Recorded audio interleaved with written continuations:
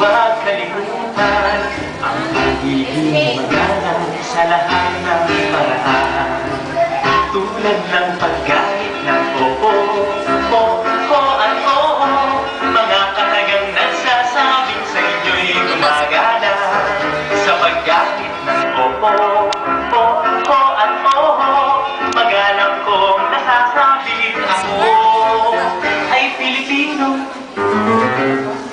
Pagmano o paghalik sa kamay ng magulang ay tulad din ng paglingon sa ating pinagmulan.